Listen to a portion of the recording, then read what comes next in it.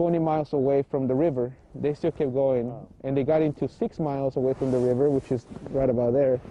And that's where they had the standoff, where the people say, So hey. people moved up here to block the construction. The construction, yeah. And explain what happened to this car here. So basically what happened is people were holding space and holding their territory, and Morton County law enforcement basically said, we're going to move in, we're going to bring in the big guns, which they did, and we're going to move in. If you guys don't move, please move.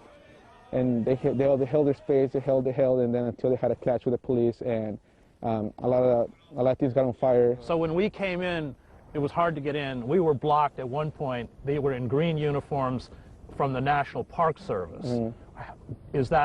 Are they working overtime if they've been hired? Is usually that how it works? I think so. I mean, what we experience is that we've seen constant, how can I say, like there's always a constant flow of law enforcement from different states and different counties coming in as higher, right. support, which a lot of the counties, for example, in Minneapolis, the county there were like, hey, one of the counties say, wait, we don't want to send our folks out there, pull them back. So they have to pull back because of pressure of their own community. So you do see this almost like militarization of the situation and, kind of escalating it.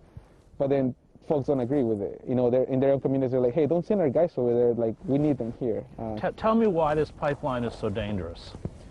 Well, first, I think and foremost, it's a matter of protecting and really respecting what we stand on, which is the ground. As Native people, there is an understanding and a belief that we are part of everything. We have a saying called Mitaki Oyasen, which means we're all related. Everything is related. So when you think about, continue with this, process of extracting oil and really digging into Mother Earth, fracking, we need to move on from that as a form of respect for our Mother Earth. But let's walk. Let's walk. There's not a lot of emotion into them, which is very normal, I think, for law enforcement. But I think that when you think about it, it's like this water. If once the pipeline breaks, the water is going to go downstream, all the way down to 18 million people. So some of these folks probably have families downstream. So when they're disconnected from that, they also should be thinking about their families and their relatives, down south. And not just that, but on a human level, it's like it's a fellow human. Like, he's not your enemy. You're all in the same journey together. Well, part of it is just preying upon economic desperation because of the poverty. I saw it in the coal fields of southern West Virginia.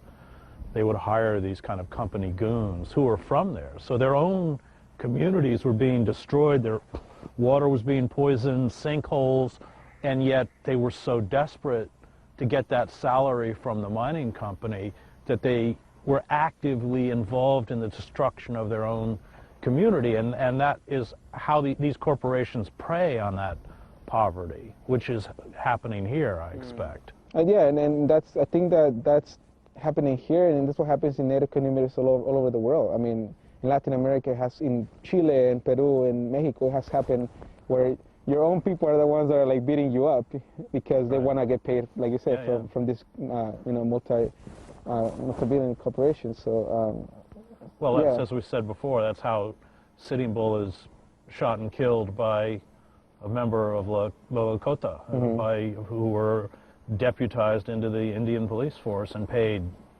something. They're watching us, making sure that we're not trespassing or anything. That's funny. They chained the trucks together. Yes. They did that after they burned. They burned, yeah. So they just use it as a barricade. Completely. This is what they call the, which is also, a term that we don't try to use. They call it the front lines.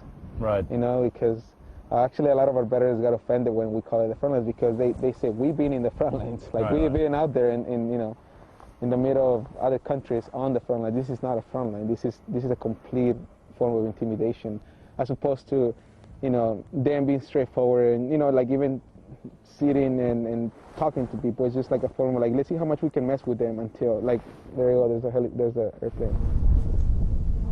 They have multiple airplanes that go on.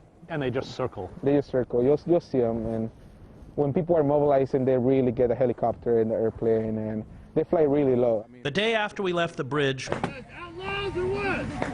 was the scene of yet another violent confrontation with law enforcement and private security contractors. Not only were tear gas canisters and rubber bullets fired into the crowd, injuring 300 people, but the water cannons were apparently laced with pepper spray to coat the crowd that huddled in below freezing temperatures. One water protector's arm was ripped open by a canister and may have to be amputated. Numerous, hundreds now, that have been sprayed in the face, shot with rubber bullets, attacked by dapple private security dogs. To me, it seems like it's going to take a really, really long time for them to go through the number of legal battles and court cases, but Energy Transfer Partners, it seems like what they want to do is just get the pipe in the ground and deal with whatever later.